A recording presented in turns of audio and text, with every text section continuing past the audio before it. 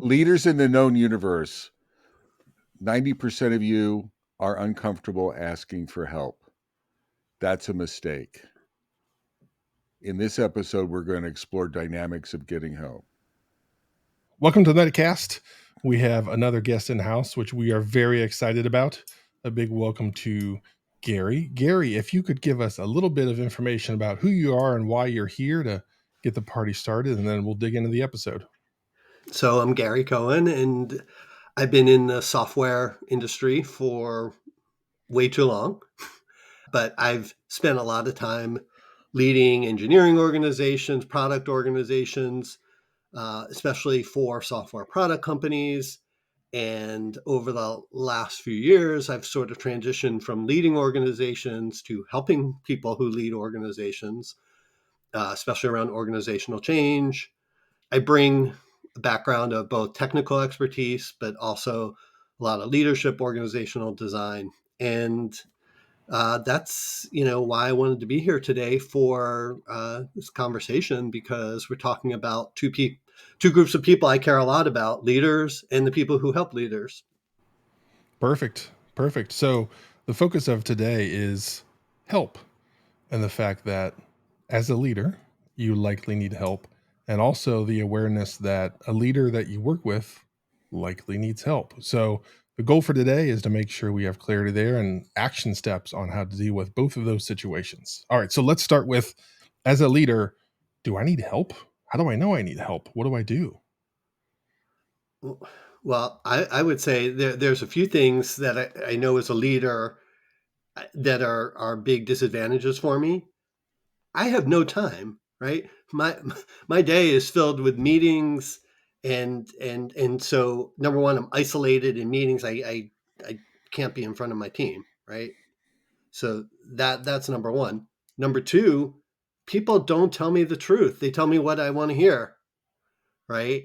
And the bigger the organization, also the further I am away from the action. So I have no clue what's actually going on, right? So those, I mean, let's just start there. Like, those are two big, meaty problems that most leaders have. Can I? And I want to see how you guys react. But this whole notion that leaders don't have a lot of time, I want to, I want to scream bullshit on that a little bit.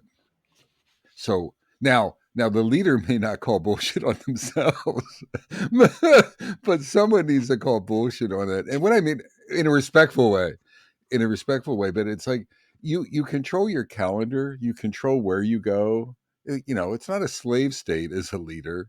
Leaders have tremendous empowerment to take it. So I do think a lot of them have this badge of honor that I'm like double booked, triple booked, quadruple booked, and it's sort of this notion of I need to be everywhere, I need to be micromanaging. But the bullshit is you have control over that.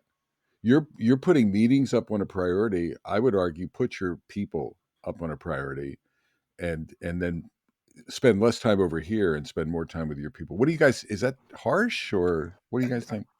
I don't think it is, but I think that's exactly what this episode is about. Is you may not know that. You may be buried under all of these calendars and all of these pressures from above or from customers or wherever it's coming from, that you almost forget. We've talked in the past about getting pickled, right? You can be in an organization where like that's like being in meetings is how you show you have value. So the more meetings I'm in, the more I do, the more value I create. When in reality, that's wrong, especially as a leader, but you likely need help recognizing that. Like, someone has to grab you by the shoulders and almost like shake you and be like, you don't have to do it this way. And that's a situation I see a lot of leaders in. So, Gary, do you have any stories or any experience of people or companies that operate in that manner, that like you've had to wrestle out of that view or mindset? Sure. I would say most companies, right, they meeting themselves to death.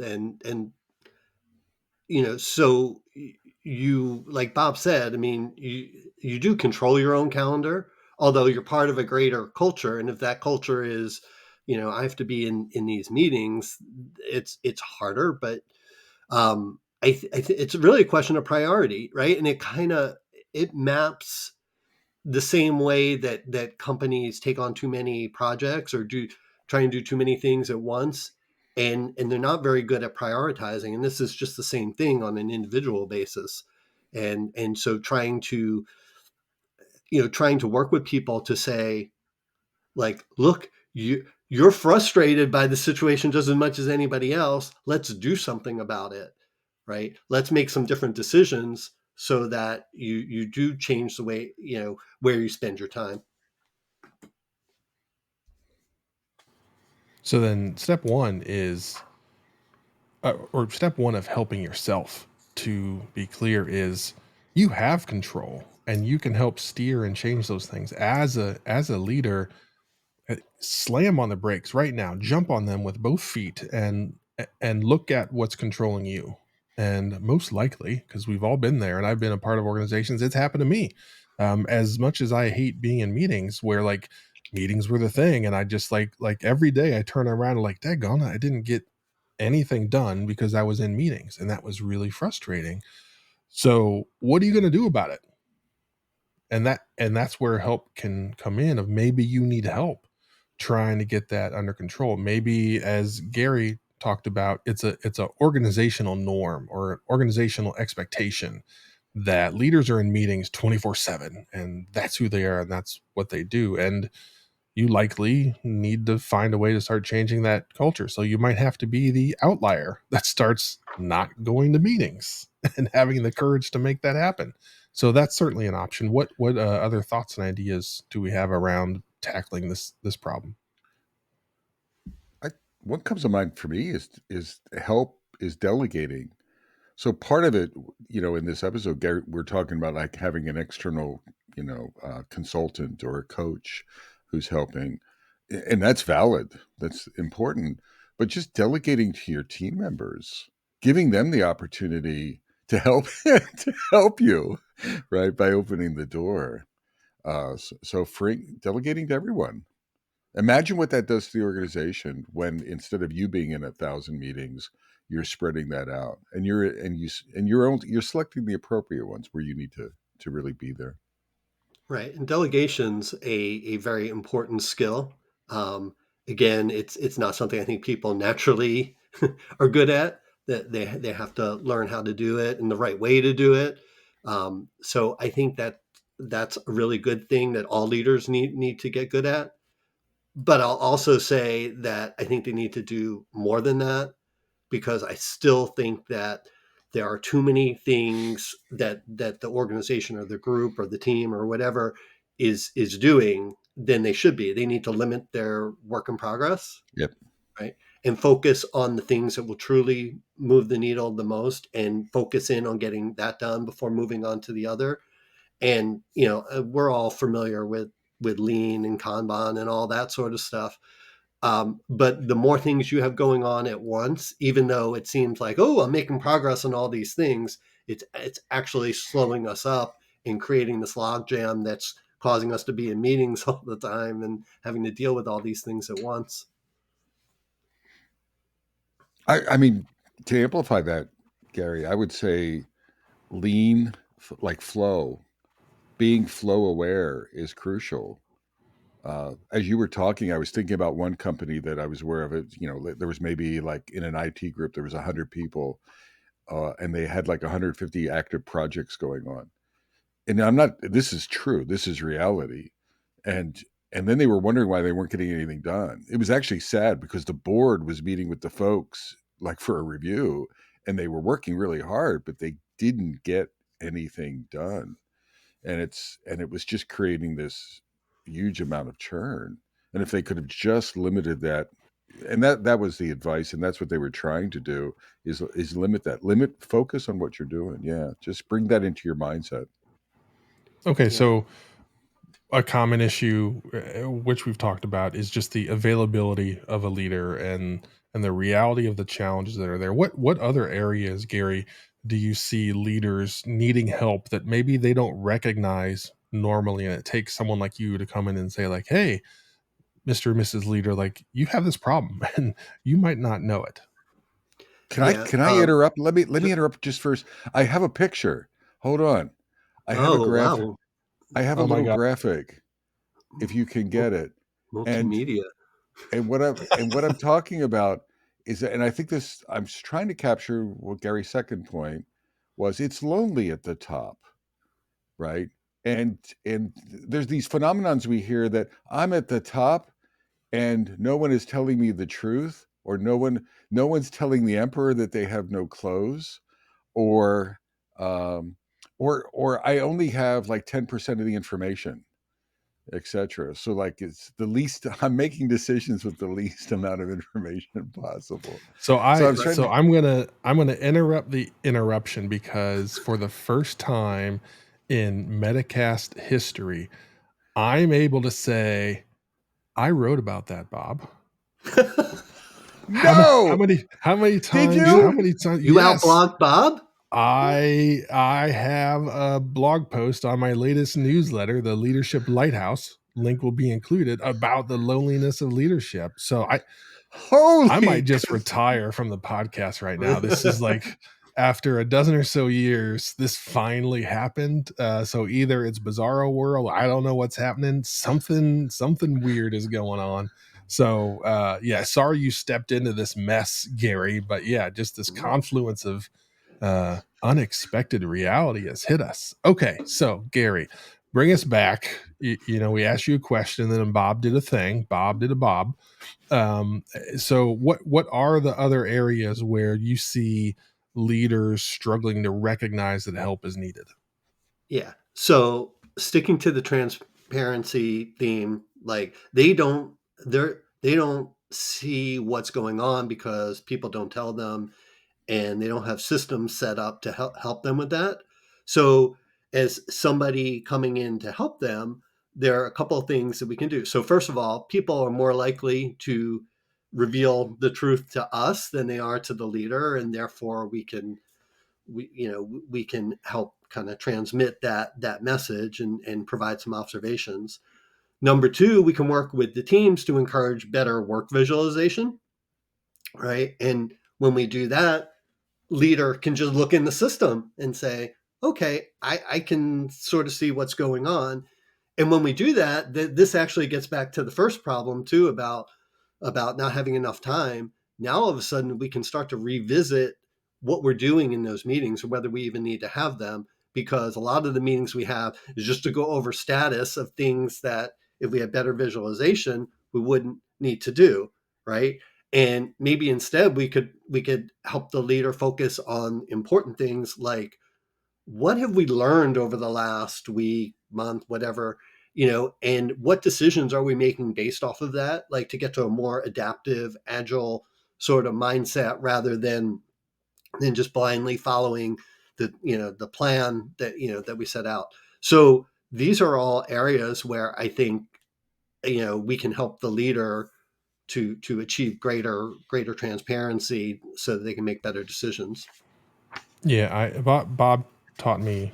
Well, I don't want to say this. Bob taught me a wonderful lesson a decade or so ago. I was leading an engineering team in a small company, and our retros weren't exactly what I wanted them to be. And I was talking to Bob about it over lunch, and he's like, "You have to get out of the retros." I'm like, "I can't get it. Like, my team trusts me to do all that stuff." He's like, "Well, yep, sure, of course they do. But last time I checked, you're the VP, and whether you like it or not, that title carries something." And so that title walks in the room, people tighten up. People don't share things like they could or should because of that title. And as painful as it was, when I removed myself as the VP from those retros, they became exactly what I hoped that they would be. So even though I didn't want to be viewed as that type of person, as the VP, there was nothing I could do about it because the title carried with it what it did. And so oftentimes you just have to accept reality that the role that you're in, because it's lonely and because of all of those things, you're not always going to get the information that you want. So you're going to have to create systems to enable that, or create the delegation, whatever those options are that are out there. So yes, Bob saved me once or twice. The yes and to that though, Josh, is, and I remember the context. People think that it's, oh, people are afraid of me, or I'm an ass as a leader. So it's disruptive. So I'm a bad leader. Therefore, that has an implication. They change. It happens to good leaders. You were loved there. People like they really respected you, and I think that was one of the gaps. It's like, well, how can I'm not doing anything wrong, right? It's the role. It's not you. So it sort of doesn't. It's not connected to whether you're loved or or feared. It's the role has implications, right? Yeah. There are a couple of other areas where I think leaders need help. So communication, Yeah. right? Especially when they're trying to get people to change behavior, right? There's the obvious, which is telling people why they need to change, right, and painting a vision of how great the world will be once we change. So some leaders don't do that, but even the leaders who do that, they usually under communicate that, and it's really important. Like the bigger your organization is, the more levels you have, the more, even if you're really good at it, the more your message is going to kind of degrade as it goes through the organization. And as somebody who's there to help the leader, I mean, whatever you want to call yourself, a change catalyst, a coach, a consult, whatever, you have a special power in that you can move between the different levels of the organization. So you're privy to the direct message the leader's trying to convey. So you can help convey that to kind of the as you go deeper into the organization. And likewise, you can also bring the voices of the people down, at the deeper levels of the organization up to the leader. And I kind of compare it to like on the chess, when you're playing chess, right? The knight is the only piece that can kind of move the way that it does, right? It's not the most powerful piece, but it has unique qualities. And I think sometimes privilege as a coach, change catalyst, whatever, is that we can move in places that other people can't. And that's how you can help out leaders a lot in terms of getting that clear communication going, bidirectionally. Yep.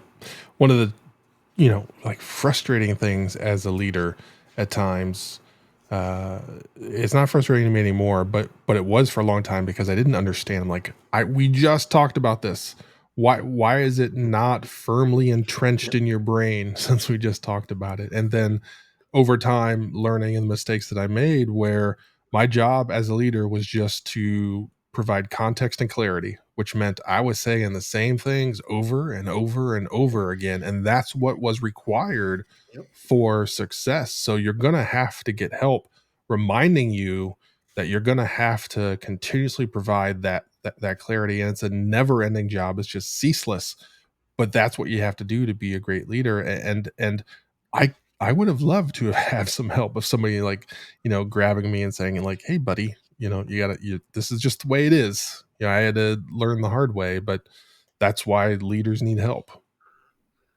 And you bring up a great point there in terms of somebody needing to kind of really tell you in straight terms, like to give you that feedback, right? And that maybe that's the area where leaders need the most help, is somebody who's willing to give them that feedback, you know, um, kind of speaking truth to power, but doing it in a respectful way. I know Bob mentioned doing it in the light sort of way, um, and it takes a lot of experience to know when when to step in and give that feedback. You don't want to do it all the time because nobody likes being given feedback all the time. But when you're really good at it, like nobody else is going to do that. If you don't give that feedback to the leader's not going to hear it from anybody else. Right. So if you want to be in that position to help out leadership, that's you have to have that courage, right, and the wisdom, about when to do it. I think that's really important. I think there's two sides to it. I mean, Gary talked about I was thinking the same thing. There's the courageous aspect as a change catalyst. You That's what you're getting paid for. it's a dangerous business. So have some money in the bank, and and and bring your A game to the table, because that's what you're getting paid for. But then on the leadership side, I would argue not all leaders, a lot, maybe 100% ask for it, and maybe 20% can handle the truth, right? So how do you handle the match? How do you have the courage? It's almost like a protocol between the two. There's the catalyst and the leader, uh, and how do you optimize that? And even how does the catalyst understand whether the leader is ready for it? Can they handle the truth, etc.? And what does that balancing act look like? I mean, Josh, you and we've talked a lot of times about you are, as a leader, you take feedback, you internalize the feedback, you're a feedback sponge. You're very rare, right? You're, in my experience, maybe 10 to 20% of the leaders actually really, are the sponges and really take it and take action on it. It's a curse and a blessing. Uh, so to wrap this up, one of the things that maybe we can do is tee up a couple of quick hints for recognizing that a leader needs help, and the best way to like take the first step across that bridge of like, hey, I think you need help, without doing that. One of the most important things that I feel that I offer to leaders is, as a fellow leader, I just ask how they're doing, because so many times as a leader, nobody really cares about you. Everybody brings problems to you and they expect you to solve it. And so your life is stacked with continuously absorbing problems across the organization, and sometimes you just need like a break. So I've found there's tremendous value in just sitting down and talking with that leader, and it will take time and effort to get that leader to like let their guard down and realize like, hey, we're just talking. Like, this isn't like, I'm not trying to like butter you up for something, or I'm not like, given this like, hey, here's the good stuff and here's the bad stuff. Like, there's no bad stuff. It's just like, how are you doing? What can I do to help? Is there anything that you need? Just thoughts like that are words that leaders seldom hear. So I've found tremendous value in just having that discussion with them. What other thoughts, tips, tricks do either of you have? Hmm. I just echo empathy. When you were talking, Josh, I think of a key is empathy, and walking in someone's shoes, and not just saying it, not being presumptive, but really like deep empathy, connection, and then relationship, building a relationship with someone. The other thing is, I think you have to earn it as a change agent, as a coach, as an advisor. You have to realize that I see so many agile coaches that they immediately start coaching leaders without doing these steps, and then without earning it. It's almost like, I'm going to tell you to change everything. No, do something, right? Earn it. Give your leader a nugget, and then help them navigate that, and earn the trust of the leader. Yeah, amen to that. I mean, you definitely need to build up trust and respect. I think the other thing that I'd say is, rather than sometimes just going right in and saying, you need to do this, right? Is say, hey, I've noticed this, right? Yeah. And when like when you walk into the room, here's the expressions I see on people's faces, or what, just give them enough data and observations, because remember, right, they don't always see everything, right? Or if they do, they don't have the same perspective you do, and sort of gently start to present some evidence to help them, start to say, what, maybe I should be handling this a little differently. Sometimes you do have to talk directly to them and give them the whole card, the cold hard truth, but I think more often than not, it's more of the build the relationship and share important information with them. Another thing I would say is model, like walk your own talk. Uh, I've had agile coaches coach me, and they and what's funny is, I mean, sometimes I don't need the coaching, but but getting beyond my my ego. You don't need the It, coaching. no. But going beyond that, they're sort of they're just what am I? I lost my thought.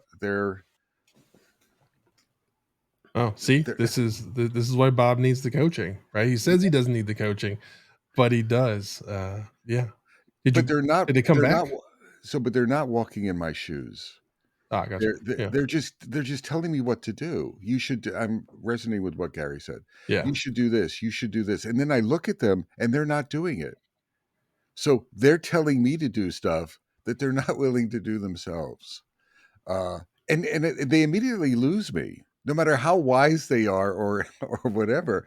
I'm like, it's incongruent, is what I'm trying to say. So it's very so. Don't be incongruent.